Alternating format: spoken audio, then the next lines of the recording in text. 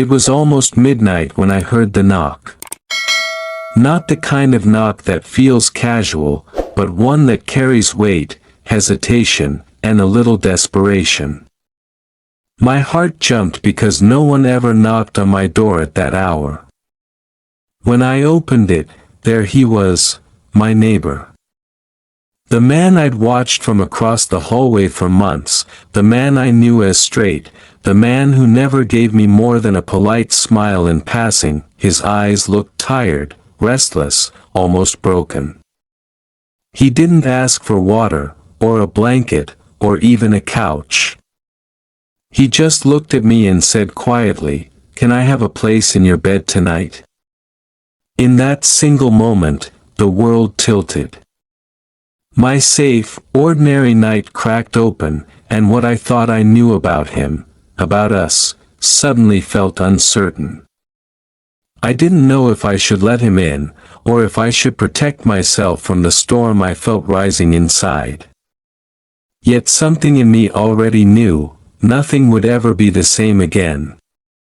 The night was quiet, the kind of quiet that feels heavy, pressing against the walls of the apartment, wrapping itself around everything in a way that made me feel small. I was lying in bed, scrolling through nothing on my phone, pretending the silence didn't bother me. It was close to midnight when it happened, the knock. At first, I thought maybe I imagined it.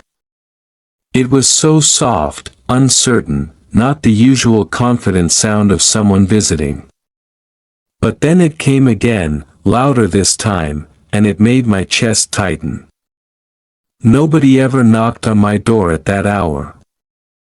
I froze for a second, staring at the door like it might answer the question for me, but curiosity and unease pushed me up. My bare feet touched the cold floor, and as I walked closer, my mind raced through possibilities, neighbors complaining about noise, someone lost, or maybe something worse. When I opened the door, I wasn't prepared to see him. My neighbor stood there, the one I'd passed in the hallway countless times. He was the kind of man people noticed without him even trying, tall with a presence that filled spaces, a presence I never allowed myself to think about for too long because he wasn't mine to think about. He wasn't gay. He wasn't someone I could ever imagine standing at my door in the middle of the night. And yet, there he was, eyes restless, shoulders heavy, breathing uneven. He looked like someone who had been running from something, or maybe towards something, but had lost his way in the middle. His hair was a little messy, his shirt wrinkled, and he carried no bag, no reason that made sense for why he should be here. That we stood in silence for a beat too long. I searched his face, waiting for him to explain, but his lips parted with words that didn't belong to the world I knew. "Can I stay here tonight?" His voice wasn't steady. It was low, almost ashamed, like he had rehearsed it 100 times and still hated himself for saying it. My hand tightened on the doorknob. My brain screamed questions. Why here? Why me? Why now? But my heart reacted faster than my thoughts, beating loud enough to drown them out. I couldn't stop noticing how his eyes, usually distant and polite, were suddenly so raw, so exposed, like he had stripped himself of every wall just to stand there. That I wanted to say something sharp, something to protect myself from what this could mean, but instead, I just whispered, "Are you okay?" He didn't answer right away. He just looked at me, and in that silence, I could feel the weight of whatever he was carrying pressing into my chest. Finally, he shook his head, the smallest shake, and then added words I never expected to hear, "I need a place in your bed." The air between us shifted. My breath caught, and for a moment, I forgot how to exist.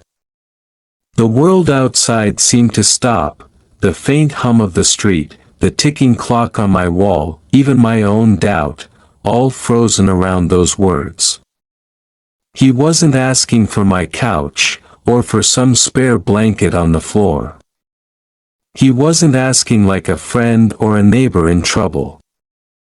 He was asking for closeness, for something intimate, something I didn't know if I was strong enough to give.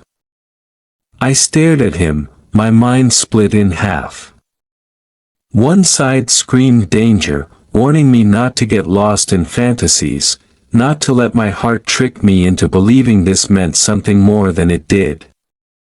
The other side, the side that had long admired him quietly, felt a surge of hope, a reckless spark that burned even against reason, that I could see his hand clenching at his side, his jaw tight, as if every second I didn't answer made him want to retreat, to run. That vulnerability in him, something I had never seen before, reached me in a way I couldn't ignore. I stepped aside slowly, almost afraid of what it meant, and let him in. He moved past me quietly, like a shadow, and for the first time since I had known him, he didn't feel like the confident, unreachable man next door. He felt human, fragile, and lost. My door closed behind us with a click that sounded louder than it should have, sealing us inside the same space, the same moment, and I knew nothing would ever feel quite the same again. As he stood in my living room, not saying much, not looking at me, I realized my heartbeat hadn't slowed since the knock. It was racing, like it wanted to warn me, or maybe push me forward. The stillness of the night had been broken, and in its place was something I didn't have a name for yet. I wanted to ask why he was here, why he chose me of all people, why he needed my bed, but the words wouldn't come. Instead, I just watched him lower himself onto the edge of my couch, shoulders hunched, fingers running nervously through his hair. He looked like a man fighting something inside himself, and I didn't know if I should give him space or sit beside him. The clock ticked. The silence stretched. I felt a storm rising, both inside him and inside me. And though I didn't understand what this night would lead to, I understood one thing with painful clarity: this was the beginning of something I couldn't turn away from, no matter how much I tried. I sat across from him, the silence between us thick and uneasy. The glow of the small lamp in the corner painted his face in soft shadows, and for the first time, I saw him not as the untouchable man from the other side of the hallway, but as someone real, someone flawed, someone breaking. He didn't look at me, his eyes fixed on the floor, his hands tangled together in restless knots. I wanted to say something, anything that could ease the tension, but every word that came to mind felt too heavy, too revealing. My throat stayed tight, and so I let the silence speak for me. Eventually, my mind drifted back to when I had first seen him, months ago, when he moved in. He was carrying boxes, wearing a simple t-shirt and jeans, and even then, he carried himself like someone who belonged everywhere he went. I remembered offering him a polite hello, nothing more, because I didn't dare let my interest show. He had smiled briefly, the kind of smile people give strangers, and went about his day. Since then, our interactions had been shallow but predictable.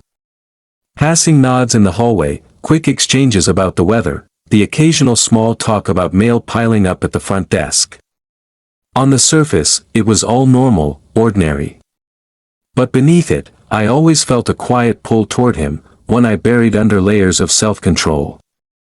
I knew the kind of life he had, or at least the kind he wanted people to see. He had a girlfriend back then, a woman with a laugh that carried through the hallway walls, a woman I often heard calling his name late at night. Sometimes I would hear their arguments too, muffled but sharp, voices raised in ways that spoke of things not working, of cracks that love alone couldn't fix. I never asked, never let on that I noticed, but those moments stayed with me, proof that even people who seemed untouchable were struggling behind closed doors. That I thought about all the times I ran into him when he was on his way out, gym bag slung over his shoulder, phone pressed to his ear, always moving with purpose. He never lingered, never gave me more than a polite acknowledgement. To him, I was just the neighbor, the quiet guy next door who didn't cause trouble. But to me, he became something else entirely, a presence I grew accustomed to, a part of my daily routine even if he never knew it. I'd catch myself waiting for the sound of his footsteps in the hallway, for the faint trace of his cologne that sometimes lingered after he passed by. It wasn't obsession, not exactly. It was just this small secret comfort, the way you might feel about a song you love but never tell anyone about. Safe from judgment, safe from rejection, safe from the sting of reality. Now, sitting across from him in my apartment, I couldn't reconcile the man I had built up in my mind with the man sitting hunched in front of me. He looked smaller, stripped of the confidence I had always associated with him. His eyes, when they finally lifted to meet mine, weren't distant anymore. They were searching, almost pleading. I couldn't help but wonder if he knew how much power that look carried, if he understood that with just one glance, he could pull me into his storm without resistance. My chest tightened with the memory of all the times I had secretly wished he would notice me, really notice me, and now here he was, asking for something I never thought possible. That I leaned back slightly, trying to steady my voice before speaking. "You've never come here before," I said quietly, though it felt like the understatement of the century. He gave a weak nod, his lips parting but no words coming out right away. He rubbed his hands over his face, exhaling sharply, like he was trying to push something out of himself that had been buried for too long. "I didn't know where else to go," he finally said. His words were heavy, loaded with a truth he wasn't ready to explain. I felt a sting of both relief and confusion. Relief that he chose me, confusion because I didn't understand why. Mind wandered again, back to moments I had noticed him looking exhausted in the hallway, his eyes ringed with shadows, his smile thinner than usual. I had always convinced myself it wasn't my place to ask. We lived next door to each other, but we lived in different worlds. He was straight, confident, building a life I didn't belong in. I was quiet, cautious, guarding my heart from wanting something it could never have. And yet, here we were, the walls between those worlds suddenly thinner, fragile. The man I thought I would always admire from a distance was sitting in my apartment at midnight, breaking the rules I had built to protect myself. That I studied him, every detail, the way his shoulders slumped as though he was carrying a weight no one else could see, the way his voice trembled slightly when he spoke again. I can't be alone tonight. That admission hit me harder than I expected. It wasn't about romance, not yet, not in that moment. It was about pain, about loneliness, about needing another human being to remind him he wasn't disappearing into his own thoughts.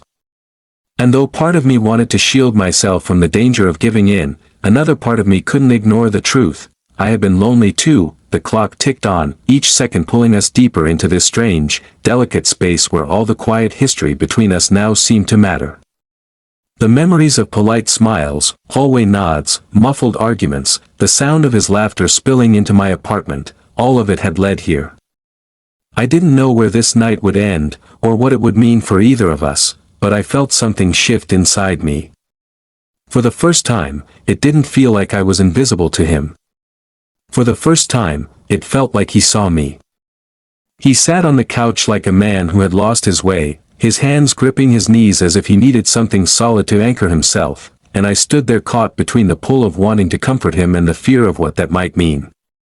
The silence was unbearable, filled with questions I didn't dare ask, but it was broken when he finally spoke, his voice rough and almost fragile. "I don't know why I'm here," he admitted, his eyes fixed on the floor, refusing to meet mine. I couldn't stay over there tonight. I couldn't stay with myself." The words hung heavy in the air, and I felt them in my chest, in the space where my own loneliness lived, a place I never let anyone see. I lowered myself onto the chair across from him, careful not to get too close, though every part of me wanted to close the distance. You don't have to explain, I said softly, though my mind screamed for an explanation, for something that could help me make sense of why the man who never lingered longer than a few words in the hallway was now sitting in my apartment at midnight asking for a place in my bed. His shoulders sagged, and he leaned back, pressing his head into the couch cushion like he was surrendering to something bigger than himself. I'm tired, he whispered, and it wasn't just about sleep. It was the kind of tired that sinks into your bones, the kind you can't shake even if you rest for days. I studied his face, the dark circles under his eyes, the tension carved into his jaw, and I realized I had been seeing traces of this for months without naming it. He wasn't as untouchable as I thought. He was human, worn down by something I didn't know. I wanted to ask him what it was, what had broken him, but I also knew that sometimes people didn't come looking for answers, just for a place where they didn't have to hold themselves together. So I said nothing and let the quiet hold us. After a long stretch of silence, he turned his head, his eyes finally meeting mine.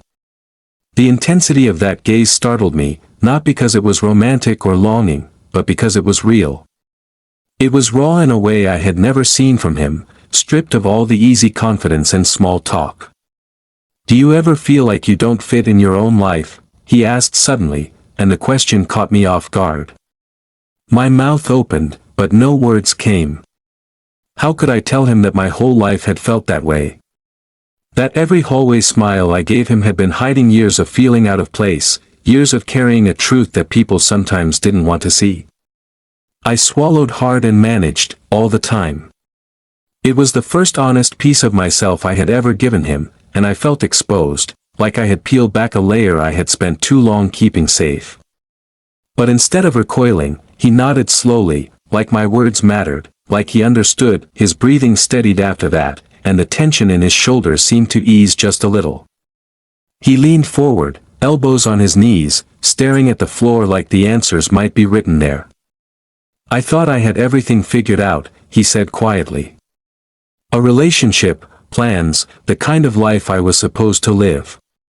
But it all feels empty now, like none of it belongs to me. His words cut through me, sharp and familiar, because I knew what it was like to build a version of yourself that fit what people expected while hiding the truth that gnawed at you inside. He didn't say the word lonely, but I heard it in every pause, every breath. I wanted to reach out, to touch his hand, to let him know he wasn't alone, but I kept still, afraid that one small gesture might break the fragile honesty of the moment. The room was warm, but I felt a shiver run through me, not from cold but from the closeness of our truths colliding. I had spent so long convincing myself that he was unreachable, a man destined for a world I couldn't enter, and yet here he was, speaking words that sounded like echoes of my own. It made me question everything I thought I knew about him. Maybe he wasn't as straight as he claimed to be. Maybe he was searching for something he couldn't admit out loud. Or maybe, and this was the part that hurt the most, maybe I was just the person closest to him when he finally couldn't hold it in anymore. Still, even if I was just the convenient choice, I couldn't deny what it meant to have him here, to have him trust me enough to fall apart in front of me. That I leaned forward a little, my voice steady but low. You don't have to have it all figured out right now. Sometimes just letting yourself rest is enough. He closed his eyes briefly, letting out a breath that sounded almost like relief, and when he opened them again, they were softer, less guarded. For a moment, the walls between us felt thinner than ever, like we were both standing on the edge of something neither of us could name. My chest ached with the weight of it, with the risk of wanting more than he could give, but I stayed there in the quiet, letting the night stretch on.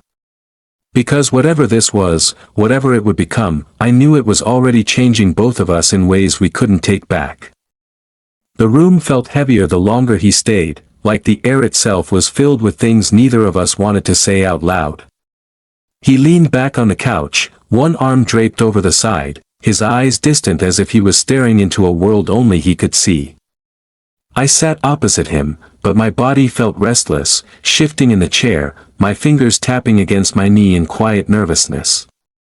Every now and then, his gaze would flicker to me, quick, uncertain, almost like he was checking if I was still there, if I hadn't decided to push him away. That small gesture made something inside me soften. For all the times I thought he was unreachable, it was startling to realize he might be afraid of being abandoned too. The clock ticked past midnight, the sound sharp in the silence, but neither of us moved to end this strange moment. Finally, I stood up, not to leave but to break the tension, and walked toward the kitchen. "Do you want something to drink?" I asked, my voice low, careful not to disturb whatever fragile trust had formed between us. He hesitated, then gave a faint nod, so I poured 2 glasses of water and brought them back. When I handed him one, our fingers brushed, a small accidental touch that sent a shock straight through me. He didn't pull away quickly, but he didn't linger either, just took the glass and whispered, "Thanks." It was such an ordinary exchange, but in the quiet of that night, it felt loaded, as if every word and every touch mattered more than it should. He sipped slowly, then set the glass down and leaned forward, elbows on his knees again, his head hanging low. "You probably think I'm crazy," he muttered, his voice muffled. "Showing up here like this." I swallowed hard, trying to decide how much honesty to give him. "I don't think you're crazy," I said softly. "I think you're human." The words slipped out before I could second-guess them, but when he lifted his head and looked at me, his eyes softened in a way I had never seen before. There was no wall, no mask, just a tired man who wanted to believe me. The longer I watched him, the more I noticed how tired he really was, not just in his body, but in his spirit. His posture, the way he rubbed his temples, the faint tremble in his hands, it all spoke of someone who had been carrying too much for too long. I wanted to reach out, to take some of that weight from him, but fear held me back. Fear of what it would mean, fear of how it might be misunderstood, fear of what it would do to me if I crossed a line he didn't want crossed. Still, the silence pressed on me until I couldn't stand it anymore. "You don't have to explain everything," I said. "You don't even have to explain anything. But if you need me to just sit here, I can do that." He looked at me like he wasn't sure whether to believe I meant it. Then, slowly, his shoulders relaxed, just a little, and he let out a breath that seemed to empty something out of him. "I didn't want to be alone tonight," he said again, but this time there was more weight in the words, more truth. "I thought if I could just sit next to someone who doesn't expect anything from me, maybe I'd breathe again." His voice cracked on the last word, and I felt something break open inside me. He didn't know it, but his presence in my apartment was the opposite of expectation for me. It was a gift I never thought I would receive. That we sat like that for a while, both of us quiet, the night stretching longer and deeper. My thoughts ran wild, questions swirling, what had happened with him, why he came to me, what this night would mean tomorrow. But I forced myself to stay in the moment, to not ruin it by demanding answers he wasn't ready to give. Eventually, I moved from the chair to the far end of the couch, leaving space between us but close enough that he didn't feel alone. He glanced at me when I sat down, and something unspoken passed between us, something gentle, something almost like gratitude. We didn't touch, but the space between us felt alive, charged with a quiet energy I didn't know how to name. His breathing slowed after that, his body sinking deeper into the cushions, and I realized how exhausted he must have been. His eyelids grew heavy, but he kept fighting them, as if afraid that falling asleep might break whatever fragile safety he had found here. "You can rest," I whispered. "It's okay." He studied me for a long moment, as though trying to decide if I meant it, and then finally, with a small sigh, he leaned back and let his eyes close. I sat there, watching the rise and fall of his chest, the tension in his face easing little by little, and I felt a mix of emotions I couldn't untangle. Relief that he trusted me enough to let go, fear of what this closeness meant, longing for something I wasn't sure I was allowed to want. The night stretched on, the silence broken only by the sound of his breathing, steady and calm now. I didn't move, afraid that if I did, I'd wake him or remind him that tomorrow might look different than tonight. Instead, I sat still, my heart racing, my mind replaying every word he had spoken. This man, the one I thought would never see me, had come to me in his most vulnerable moment. And as much as I tried to guard myself, I knew deep down that something inside me had already shifted. I couldn't go back to seeing him as just a neighbor. Not after this. When I woke the next morning, light spilled faintly through the curtains, painting soft stripes across the room. I had drifted off sometime near dawn, still sitting on the couch, my head leaning back against the cushion, my body stiff from staying too still for too long. The first thing I noticed wasn't the stiffness or the morning silence but the weight of him still there, still asleep just a few feet away from me. He had shifted during the night, lying sideways on the couch with one arm draped over his chest, his face turned slightly toward me. In the quiet of the morning, with the exhaustion smoothed from his features, he looked younger, softer, almost peaceful in a way I hadn't expected. I stayed still, afraid to break the spell of it. For so long he had been a mystery to me, a figure I admired from a distance, and now here he was in the most vulnerable state, asleep in my space, trusting me without words that I studied the details I had never allowed myself to linger on before, the faint stubble on his jaw, the curve of his lips, the way his chest rose and fell in an easy rhythm. My heart ached with a mixture of longing and confusion, because as much as I wanted to believe there was more to this than simple exhaustion and loneliness, I couldn't let myself create a story that didn't exist. I reminded myself over and over that he wasn't mine, that he hadn't come here for love or intimacy, that whatever this was had more to do with his own need for comfort than with me. But still, sitting there watching him sleep, I felt a connection I couldn't deny, fragile and terrifying in equal measure. When he stirred, blinking awake slowly, his eyes met mine almost immediately. For a moment, neither of us spoke, caught in the strangeness of waking up in a place that wasn't his own, next to someone he barely knew. He sat up slowly, rubbing his eyes, his voice low and rough from sleep when he finally spoke. "I didn't mean to stay this long." His words carried guilt, as if he had crossed some invisible line by allowing himself to rest here. I shook my head quickly, my voice gentle. "It's fine. You needed it." He gave me a look I couldn't quite read, a mixture of gratitude and unease, before glancing around the room like he was trying to reorient himself. The air felt different in the daylight, sharper somehow, less forgiving than the safety of the night. I could feel his guard rising again, the mask slipping back into place. He stood, running a hand through his hair, pacing a little as though his body couldn't settle. "I don't usually do this," he muttered, half to himself. "I don't usually ask for help." I watched him carefully, sensing how much it cost him to admit even that small truth. "Everyone needs someone sometimes," I said quietly. He stopped pacing and looked at me, his jaw tightening like he wanted to argue, but instead he just sighed, shoulders slumping. For a while, we didn't speak. He moved toward the window, staring out at the empty street below, lost in thought. I wanted to ask him what was going through his mind, what had pushed him to my door last night, but the words caught in my throat. I was afraid of scaring him off, afraid that if I pushed too hard, he would retreat back into the version of himself that kept me at a distance. So instead I just let the silence linger, filling the space between us. Finally, he turned back, leaning against the windowsill, his eyes heavy with something unspoken. "You ever feel like you're living a life that doesn't belong to you?" The question echoed the one he had asked the night before, but this time it was sharper, heavier. I swallowed hard, feeling the sting of recognition. "Every day," I admitted. He studied me for a long moment, his gaze searching mine, and for the first time I felt like he saw me not just as the quiet neighbor but as someone who understood, someone who carried the same weight he did. He walked back to the couch and sat down, closer to me this time, his body angled slightly in my direction. The space between us seemed to shrink, filled with the unspoken truth that neither of us dared to name. He ran a hand over his face, then let it drop into his lap.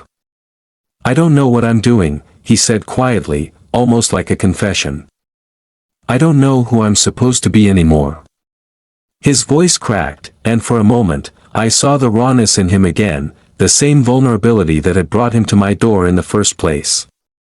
My chest tightened, and I had to fight the urge to reach out, to offer him more than words. Instead, I spoke softly, my voice trembling but steady enough. You don't have to know everything right now. Sometimes it's enough just to admit you don't.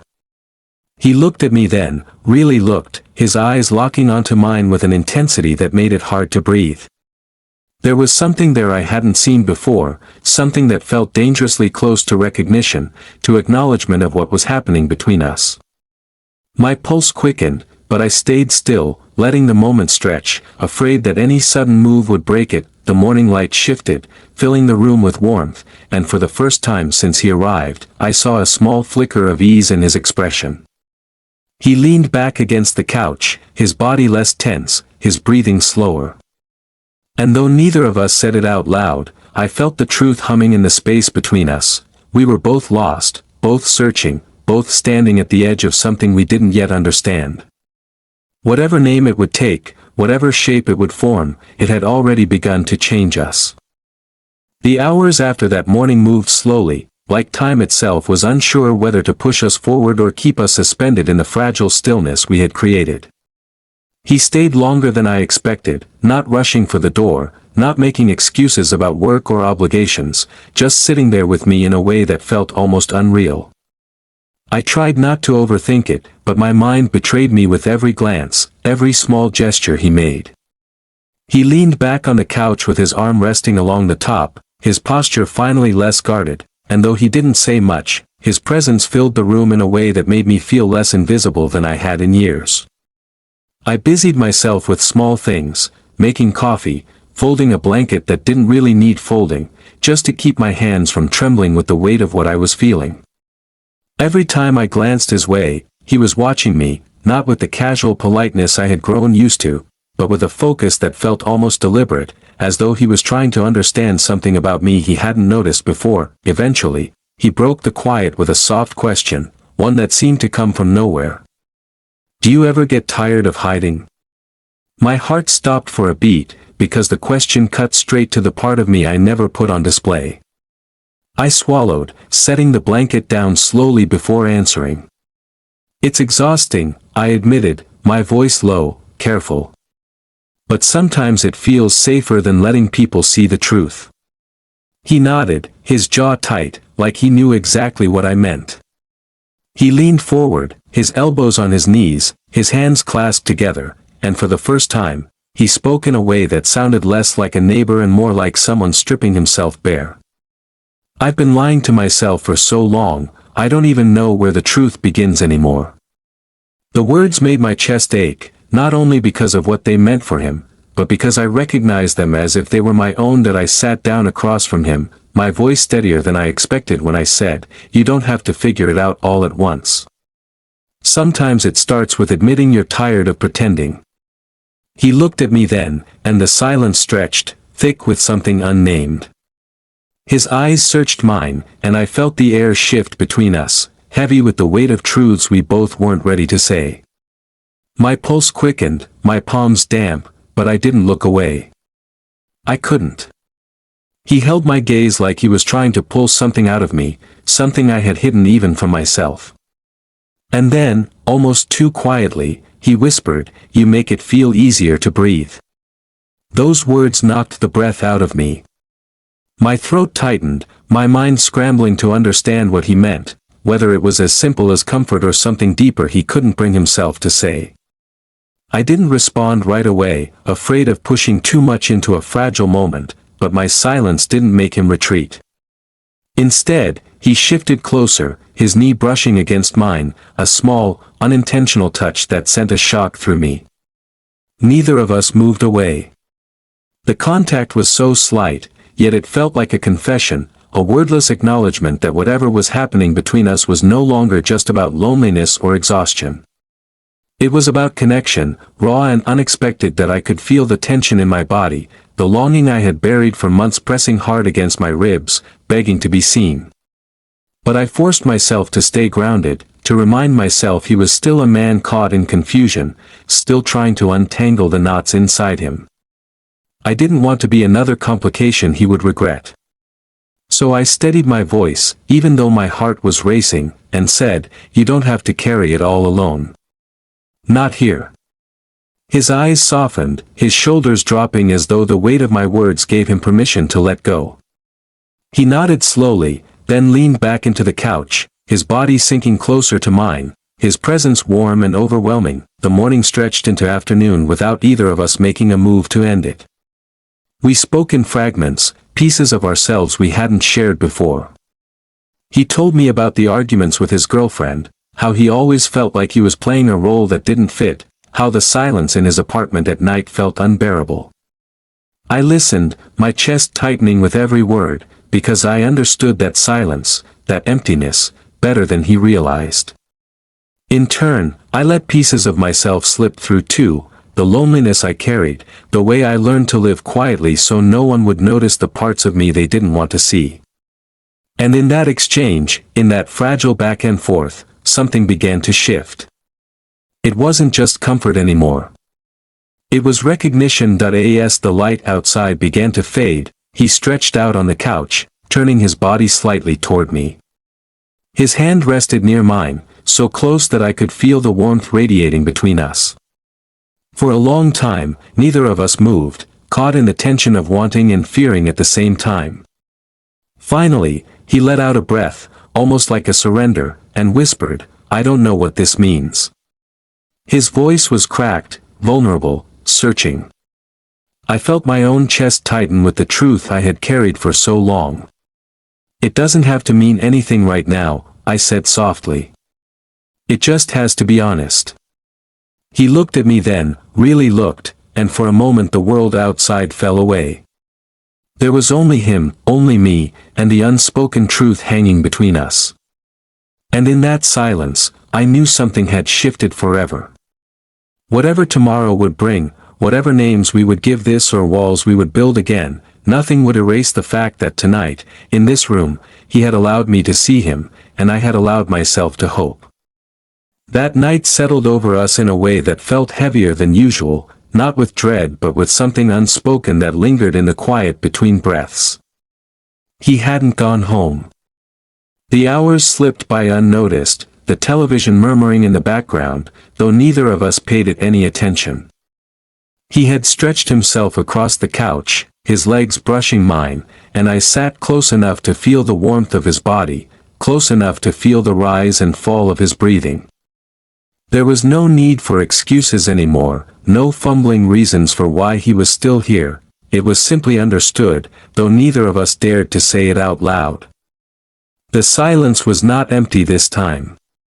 It pulsed with an energy that made my skin hum, a pull I had never allowed myself to imagine would be real. That I caught him watching me in the dim light, his eyes soft but searching, and the way he looked at me made it hard to breathe. It wasn't casual. It wasn't the polite acknowledgement of a neighbor. It was deeper, heavier, carrying a question he couldn't yet form into words. My heart pounded, and I wanted to ask what he saw when he looked at me like that, but I was too afraid of breaking the fragile balance that held us together. So instead, I stayed still, letting the moment wrap around us, letting the weight of it press into me until I thought I might shatter. At some point, he shifted, turning onto his side so he faced me fully. His hand rested dangerously close to mine, so close that it made the air spark between us. My pulse raced, my body aching to close the small distance, but I forced myself to stay where I was, terrified of giving in to something that might not be real. He stared at me for what felt like forever, his lips parting slightly, his breath slow and steady, before he finally spoke in a voice barely above a whisper. "I don't know why this feels different." The word sent a shiver down my spine. I swallowed, my mouth dry, my own voice trembling as I answered, "Because it is." I didn't know what else to say. I couldn't explain the shift either, couldn't explain why two people who had lived beside each other for so long without crossing lines suddenly found themselves here, teetering on the edge of something that felt bigger than either of us. His eyes searched mine in the silence that followed, and the intensity of it made me want to look away, but I couldn't. I was caught, held there by the weight of everything neither of us dared to name. His hand moved slightly then, brushing against mine, a touch so small it could have been accidental. But it wasn't. I felt the deliberate pause in it, the hesitation, the unspoken plea for permission. My chest tightened, my breath caught, and in that fragile moment, I let my fingers shift just enough to meet his. It was barely anything, just a graze of skin against skin, but it felt like the ground beneath us had given way. His breath hitched, his eyes widening slightly, and the smallest, almost broken sound left his lips. That sound alone was enough to unravel me. The world outside could have burned, and I wouldn't have noticed. All that existed was the warmth of his hand against mine, the trembling silence between us, the dangerous truth pressing against the walls we had both built for so long. My mind screamed with all the reasons this was reckless, all the ways it could end in regret or heartbreak, but my body refused to pull away. Instead, I let my hand rest against his, steadying myself in that small act of courage. He shifted closer, closing the gap until his knee pressed fully into mine. The tension between us thickened, almost unbearable now, and still neither of us moved further. It was as though we both knew that if we gave in completely, there would be no turning back. His voice came again, rough, uncertain, carrying the weight of his inner storm. I've never felt this before, not like this. The confession hung in the air, raw and trembling. My throat tightened as I whispered back, "You're not alone." And when I said it, I meant more than just the moment. We were both admitting to years of hiding, years of silence, years of longing for something neither of us had allowed ourselves to claim. The clock ticked somewhere in the background, reminding us that time was moving even if we weren't. Still, neither of us pulled away. He let his head fall back against the couch, his hand finally sliding fully into mine, his fingers curling with a tentative grip that told me everything he couldn't yet say out loud. I closed my eyes, savoring the warmth, the safety, the terrifying beauty of it. For the first time in a long time, I felt less alone, less invisible, less trapped in a life that wasn't mine. We didn't kiss. We didn't rush. It wasn't about that, not yet. It was about the unspoken bond that had finally broken through the silence. And as we sat there, our hands entwined in the dark, I knew we had stepped into something irreversible, something that would change us both no matter how hard we tried to fight it later. The world outside might never understand, but in that room, in that fragile night, we didn't need it to. The morning came quietly, with a faint gray light slipping through the curtains, softening the edges of everything in the room. I woke to find him still there, his body heavy with sleep, his hand still holding mine as though even in his dreams he was afraid to let go. For a long while I didn't move, just lay there and studied the quiet rise and fall of his chest, the way his face looked softer without the tension that usually lived there. It struck me then how rare this was, to see him without the mask he wore for the world, to catch a glimpse of the man underneath all the expectations and noise. I wanted to hold on to that sight forever, to trap it in my memory so it could never be taken away. But reality has a way of creeping in, even into the most delicate spaces. My heart ached with the knowledge that once the day began, so would the questions, the doubts, the weight of what this meant. When he stirred, blinking awake with a sleepy frown, his first instinct wasn't to pull away. Instead, he tightened his grip on my hand, his thumb brushing against my skin in a gesture so natural it stole my breath. His voice was hoarse when he finally spoke. "You're still here." It wasn't a question, but something closer to relief. I gave a small nod, whispering, "I'm not going anywhere." He studied me in that quiet morning light, and for a moment it felt like the world held its breath. Then, with the smallest exhale, he whispered back, "I don't want you to." The words cracked something open in me. Simple as they were, they carried the weight of everything he hadn't said, everything he'd kept locked behind walls for so long. I felt tears sting my eyes, not from sadness but from the overwhelming tenderness of finally being seen, finally being wanted in a way that wasn't hidden in shadows. My voice shook when I answered, "Then don't push me away." He reached up with his free hand, hesitating before brushing his fingers against my face, the gentlest touch, as though afraid I might disappear if he held on too tightly. His eyes glistened with a vulnerability I had never seen in him, and it made my heart ache in the best way that we lay there, wrapped in silence, until he broke it again with a truth that seemed to cost him everything. "I don't know how to do this," he admitted, his voice trembling. "I've spent my whole life pretending I'm something I'm not. I don't know how to stop." I let out a slow breath, steadying myself, and replied, "You don't have to figure it all out today. You just have to stop pretending here, with me. That's enough for now." He closed his eyes, his forehead resting against mine, and for the first time I felt his body fully relax against me, as if he finally allowed himself to let go. The day unfolded slowly. We made coffee together, clumsy and awkward in the kitchen, bumping into each other, laughing too much at nothing at all. It felt unreal, like we were trying on a life neither of us believed we deserved but both secretly longed for. Every small touch lingered, a hand brushing against mine as we passed the sugar, his shoulder leaning into mine as we sat at the table. None of it was loud or dramatic, but each moment was charged with the quiet intensity of something new being born. And yet, beneath it all, there was a current of fear.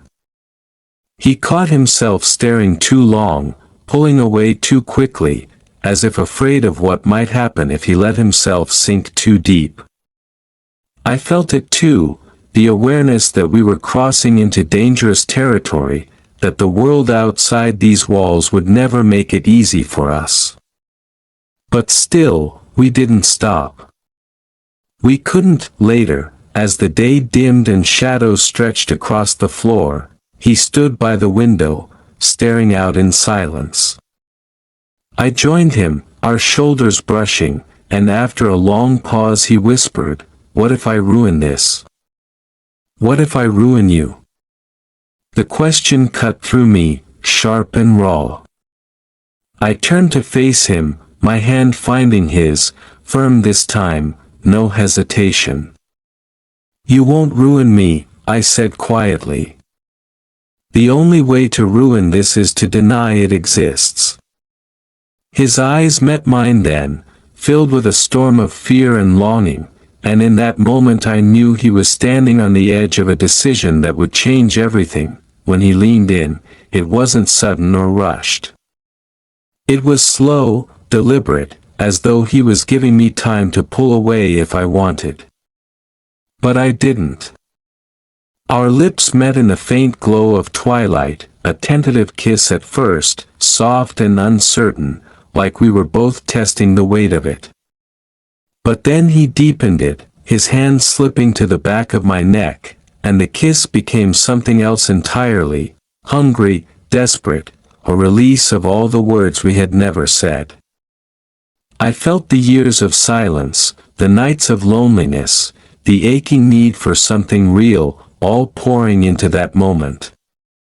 When we finally broke apart, both of us breathless, he rested his forehead against mine, his voice trembling as he whispered, "I don't know where this leads, but I know I can't go back." And in that moment, with his hand gripping mine and his lips still tingling against mine, I realized it didn't matter where it led. The future was uncertain, the world outside still waiting with all its judgments and expectations, but here, in this fragile, imperfect space we had carved out together, we had chosen honesty over fear. That was enough. That was everything.